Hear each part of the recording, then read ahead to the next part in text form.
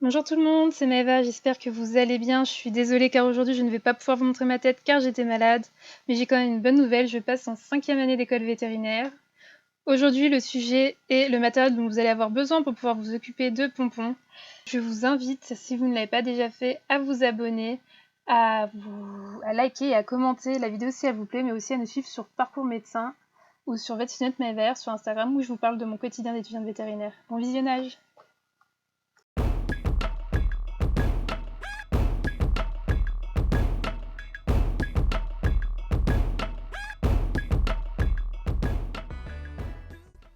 La première chose dont je vais vous parler aujourd'hui est la trousse de dissection. Bon, la mienne, je vous avoue, elle est vachement complète, il n'y a pas besoin d'autant, mais en tout cas, vous allez avoir besoin d'une trousse de dissection dès les premières années pour les TP d'anatomie. C'est vraiment indispensable, je pense. Dedans, vous allez retrouver tout ce qu'il faut, des ciseaux, des scalpels, des lames de scalpel, etc. Vous avez vraiment tout ce qu'il faut. Ensuite, il va bien sûr falloir un stéthoscope. Pour ma part, j'ai le Lietmann Classic 3. Je l'ai pris en couleur Caraïbe. Donc vous pouvez le voir ici. Je vous le montre un peu de tous les angles là.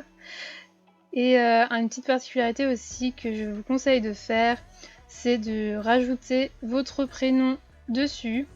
Comme j'ai pu le faire ici, c'est une amie qui m'avait confié des petits autocollants pour pouvoir mettre mon prénom. Donc c'est ce que j'ai fait sur pas mal de mon matériel.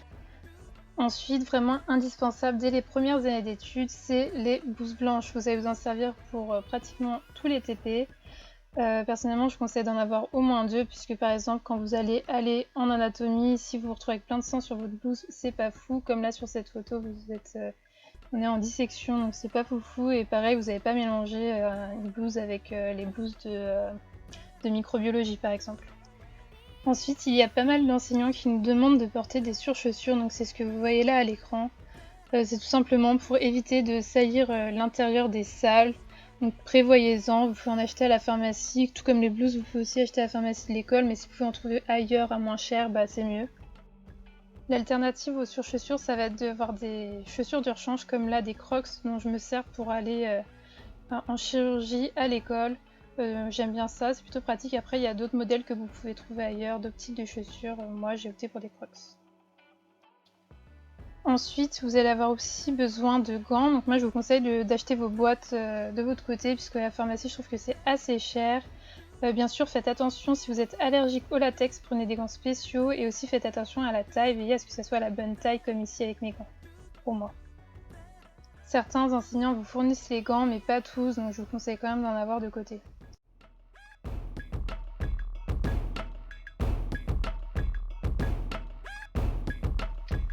Ensuite, c'est pas tout ce qu'il y a de plus sexy, mais vous allez avoir besoin de Charlotte pour vos cheveux.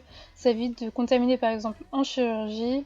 Donc vous voyez, ça ressemble à ça. Donc clairement, vous voyez bien sur la photo, c'est pas très sexy. Après, bon, j'avoue, j'ai une sale tête sur cette photo, j'étais de garde.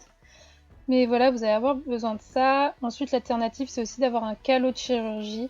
Donc comme vous pouvez le voir, moi je l'ai pris avec des licornes, donc passion licorne, je trouve ça très pratique. J'ai pris une taille spéciale long cheveux puisque j'ai quand même des cheveux assez abondants avec ce qu'il faut pour resserrer derrière. Donc voilà, sur la photo, là on voit mon stéthoscope et on voit aussi un peu mon calot, j'avais pas une photo mieux. Ça paraît assez évident, mais on le répétera jamais assez, surtout avec les conditions actuelles. Pensez à avoir des masques d'avance. Donc là, c'est pas des masques FFP2 que j'ai, mais je vous conseille quand même d'avoir des masques FFP2 au cas où, même si en ce moment on n'en a plus besoin à l'école. Mais ça peut très bien servir aussi pour certains TP, ou même quand vous allez en anatomie, je peux vous assurer que les odeurs, ça vous sauve.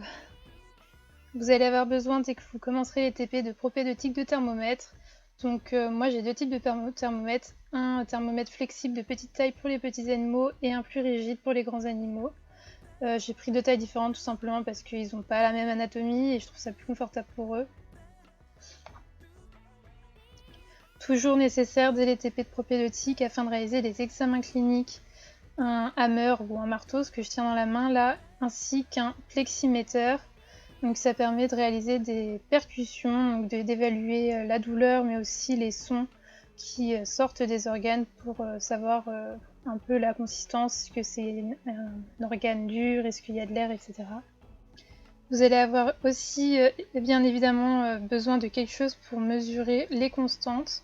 Donc moi j'avais fait avec cette petite horloge, ce petit réveil, puisque je n'avais pas ma montre, mais je vous conseille d'avoir une montre à aiguille ou directement avec un chrono. Vous allez également avoir besoin de scrub, donc un pantalon et un haut.